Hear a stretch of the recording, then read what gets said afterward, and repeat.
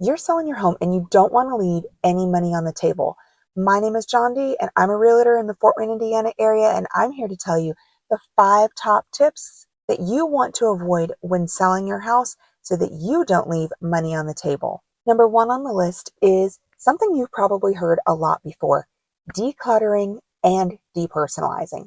There is something I'm going to hit though that not a lot of other agents talk about right off the bat. When you're decluttering, that is something that you can do on your own. I would go a step further though and deep clean your house. This will help with any unwanted smells, especially if you have pets. Maybe there are things that you don't smell. And even if you don't have pets, there are things that you're not going to notice. Having somebody do this deep cleaning will help get the point across that you take care of your home. We already know that you do all the maintenance, but having somebody come behind and be that second set of eyes will definitely help get you top dollar for your home. Tip number 2 is to have someone come in that is an outsider. So I recommend a professional, either a stager or a realtor. You're going to want someone to come in and tell you how it could be best laid out to give you the maximum amount of space. So the best flow to your house. You know that when someone is coming into your home, you have 30 seconds within the curb appeal outside your home, as well as when they first walk into the house. You want someone who has a fresh perspective in how your home can be laid out to let it flow, as well as maximize the space that you have in your home. It could be in ways that you've never thought of before. Getting rid of certain pieces of furniture, or maybe adding a couple in that you've never thought of that are low cost. This is something I definitely recommend to maximize your return on investment. If you're finding any of these tips helpful, write helpful in the comments down below, or the number of the tip that you have found most helpful. Number 3 on the list is to go through all of the big items. Now, a little pro tip that I suggest, and it is so worth the money, is hiring an inspector. Getting a pre-inspection done before you sell your house actually helps you avoid any costly repairs that need to be done down the road that a future buyer may see that need to be done, and then they want to hire the contractor that they approve. If you find the repair that needs to be done ahead of time, you yourself can hire the contractor and show that you've had these repairs done before somebody else spots them. The roof, your furnace or the HVAC system, your air conditioner, the plumbing, and electrical.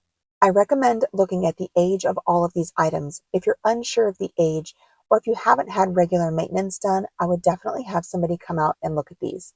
If your roof is over 15 years old, I would actually have a roofer come out and look at this, so that this way a buyer does not come into your home and tell you, hey, this showed up on the inspection report and I want a whole new roof.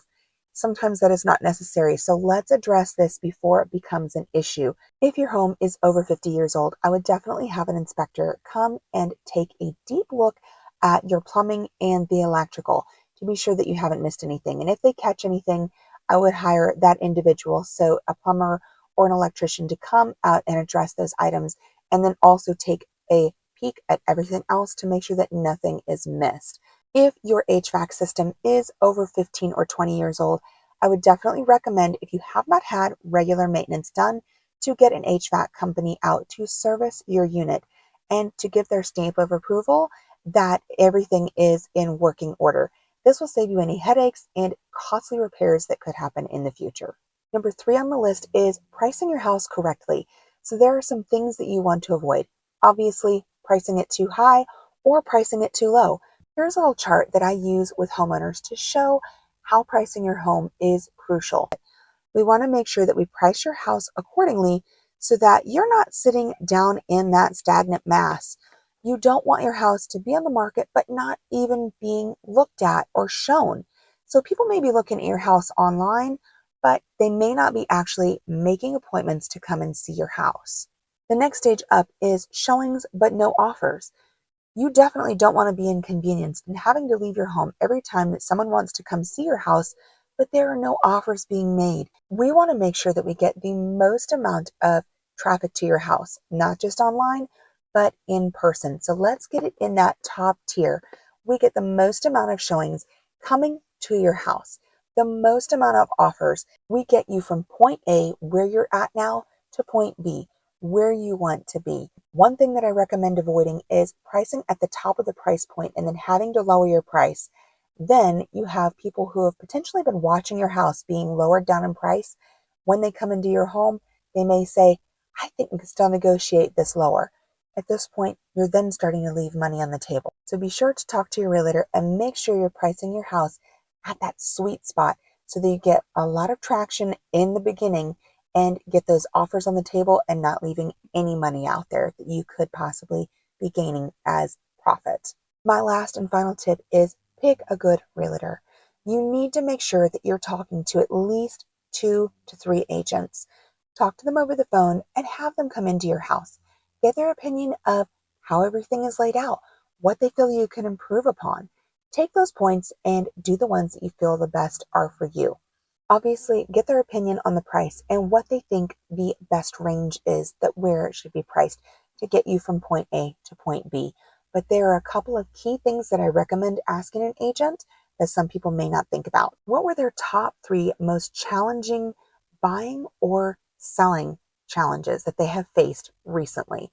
Find out the story and see how they overcame those obstacles or challenges and how did that work out. If this person cannot think of at least 2 things that were a challenge and how they overcame them while they're meeting with you, this is probably a red flag that you maybe should not be working with this agent. And lastly, what is their marketing strategy?